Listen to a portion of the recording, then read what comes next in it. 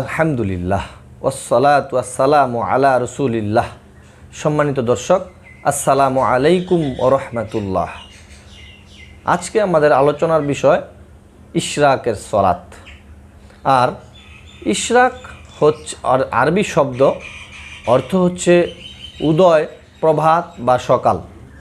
সকালের নামাজ, প্রভাতের নামাজ হলো ইশরাকের নামাজ, অর্থাৎ সূর্য উদয়ের পর যে নামাজ আদায় করা হয় তাকেই ইশরাকের নামাজ বলে। সূর্য উদয়ের পর থেকে দ্বিপ্রহর পর্যন্ত যে কোনো সময় এই সালাত আদায় করা যায়। আর এই সালাতটি অত্যন্ত গুরুত্বপূর্ণ একটি সালাত।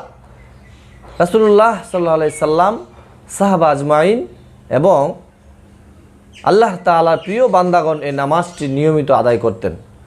আর এই সালাতের অত্যন্ত গুরুত্ব এবং ফজিলত রয়েছে। রাসূলুল্লাহ সাল্লাল্লাহু আলাইহি সাল্লাম এর ফজিলত সম্পর্কে বলেন, যে ব্যক্তি ফজরের নামাজ জামাতের সাথে আদায় করে তারপর সেখানেই বসে থাকে, সূর্য উদয়ের পর 2 রাকাত নামাজ আদায় করে, আল্লাহ সুবহানাহু ওয়া তাআলা তার আমল নামায় একটি হজ এবং একটি উমরা এর সমান সওয়াব দান করেন। সুবহানাল্লাহ। রাসূলুল্লাহ সাল্লাল্লাহু আলাইহি সাল্লাম পূর্ণ সওয়াব এই কথাটি 3 বার উল্লেখ করেছেন রাওয়াহু তিরমিজি। অর্থাৎ রাসূলুল্লাহ সাল্লাল্লাহু আলাইহি সাল্লাম হাদিসের মধ্যে বলেন, যদি কোনো ব্যক্তি এই ইশরাকের সালাত আদায় করে, ওই ব্যক্তির আমল নামায় অবশ্যই একটি হজ এবং একটি উমরা এর সমপরিমাণ সওয়াব আমল নামায় আল্লাহ তাআলা দান করেন। সুবহানাল্লাহ। এই সালাত কখন কিভাবে আদায় করতে হয়? এই সালাতটি পড়তে হয় সূর্য উদয় থেকে শুরু করে দ্বিপ্রহর হওয়া পর্যন্ত এই নামাজ আদায় করা যায়।